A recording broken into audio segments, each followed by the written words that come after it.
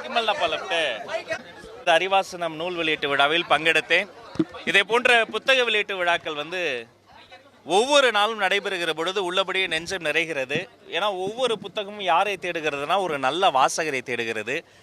நல்ல அறிவார்ந்த சிறப்பாக வாய்ந்த இதை போன்ற புதிய புதிய நூல்கள் தமிழுக்கு வர வேண்டும். அதை தமிழர்கள் வாங்கி வாசிக்க வேண்டும். இதை எழுதியிருக்கக்கூடிய மருத்துவர் மகுடமுடி அவர்களுக்கும் இதை வெளியிடக்கூடிய பரிதி பதிப்பகத்திற்கும் என்னுடைய வாழ்த்துக்களையும் வணக்கங்களையும் தெரிவித்துக் கொள்கிறேன். இன்றைய ஆலோசனை கூட்டத்தில் அதான் இந்த டீலிமிட்டேஷனை பொறுத்த வரைக்கும் அன்றைக்கு ஒரு பேச்சு இன்றைக்கு ஒரு பேச்சுங்கிறது நமக்கு கிடையாது. ஏற்கனவே டீலிமிட்டேஷனை கடுமையாக நாங்கள் ஆரம்பம் முதல் டே 1 தமிழக வெற்றி கழகம் எதிர்த்து கொண்டிருக்கிறோம்.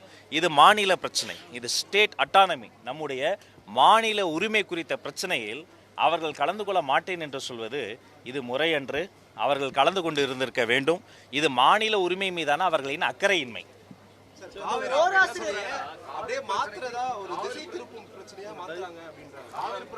காவிரியையே யாரும் திசை திருப்ப முடியாது. அது காட்டாற்று வெள்ளம். காவிரி பிரச்சனையை திசை திருப்பதற்காக டீலிமிட்டேஷன் பேசுகிறோம்.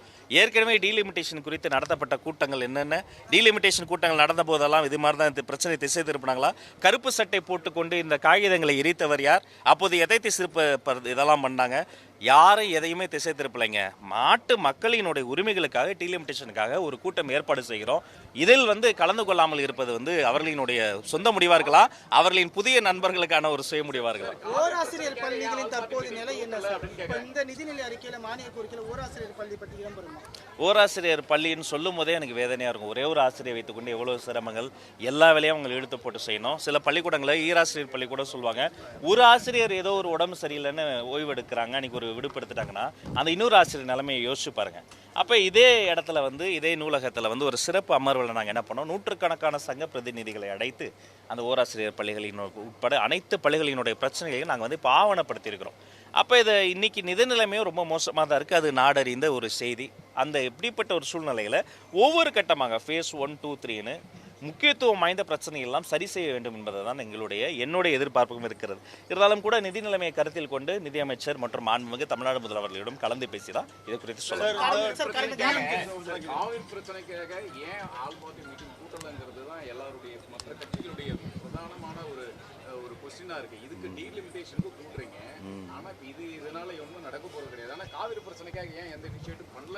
இதை நான் தெளிவுபடுத்திடுறேன். அனைத்து கட்சி கூட்டம் என்பது அனைத்து கட்சிகளினுடைய குரலும் மக்கள் பிரதிநிதிகளின் குரலும் ஒரே அரங்கத்தில் நடைபெறுவதாக இருக்கணும். தமிழ்நாடு சட்டமன்றமே அதுதான். அப்படி அனைத்து கட்சியும் கூடி தான் தீர்மானம் நிறைவேற்றணும். அன்னைக்கு எல்லாரும் சேர்ந்து தான் தீர்மானம் நிறைவேற்றணும். நேற்று கூட சட்டமன்றத்திலே மாமன்ற உறுப்பினர் முன்னாடி நான் சொன்னேன், இங்கேயே எல்லாருமே இருக்கிறோம். இதுக்கு முன்னாடி அப்படி நடந்தது 2018ஆம் ஆண்டுல நடந்ததை சுட்டி காமிச்சிருக்கிறேன்.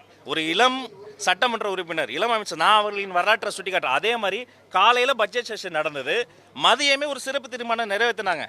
டிசம்பர் மாதம் 2018ஆம் ஆண்டு இதே மாதிரி நடைபெற்றது. அதே மாதிரி கூட சிறப்பு தீர்மானத்தை கேட்டிருந்தா அது ஆக்கப்பூர்வமான அரசியல். அதை விடுத்து இவங்க அனைத்து கட்சி கூட்டம் நடத்தினால்தான் நாங்கள் அதில் வந்தால்தான் பேசும் என்பது அது ஒரு அவங்களுடைய அரசியல் காரணம் தான். ஆனால் இன்று நடைபெறுவது நாடாளுமன்ற உறுப்பினர்களை கூட்டி இது ஒரு அனைத்து கட்சி கூட்டம் தானே. இதுக்கு ஏன் அவங்க வரல? அப்ப அவர்களினுடைய சுயநல அரசியலினுடைய வெளிப்பாடுதான் இது. கூட்டம்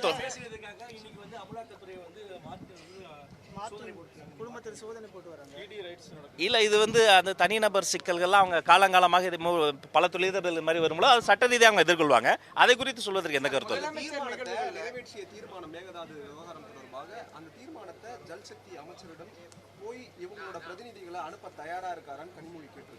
கனிமொழி அம்மா கிட்ட நான் ஒன்று கேட்குறேன். அனைத்து கட்சி கூட்டம் தமிழ்நாட்டில் நடந்ததுக்காக இது மாதிரி நடைபெறுகிற பொழுது இதில் ஏன் அவங்க கலந்து கொள்ளலை? இதில் நியாயப்படியே அவங்க கலந்துருக்கணும்ல. தமிழ்நாடு இந்த நதிநீர் பிரச்சனை மட்டும் கிடையாது, இந்த டீலிமிட்டேஷன் பிரச்சனை என்பது பிரச்சனையே கிடையாதா? நாடாளுமன்ற உறுப்பினர்களினுடைய எண்ணிக்கை குறைந்து விட்டால் நீங்கள் அதை ஏற்றுக்கொள்வீர்களா? அவர்களினுடைய மதிப்பிற்குரிய சகோதரர் முன்னாள் முதலமைச்சர் அவர்கள் இந்த நகலையே எரித்தார் இல்லையா? இதை போன்ற டீலிமிட்டேஷனுக்காக எத்தனை தொலைக்காட்சி விவாதங்களில் கடுமையாக நான் பேசியிருக்கிறேன். என்னோடு பேசிய போது திமுகவில் இருந்து வந்த தோழர்களும் கடுமையாக பேசினார்கள். ஏன் திடீர்னு டீலிமிட்டேஷன் விஷயத்தில் மட்டும் அவங்க பதுங்குறாங்க என்பதை அவங்க தான் எக்ஸ்பிளைன் பண்ணணும். கூட்டம் தொடர்ந்து நடைபெறணும், தொந்தரவு பண்ண வேண்டாம்.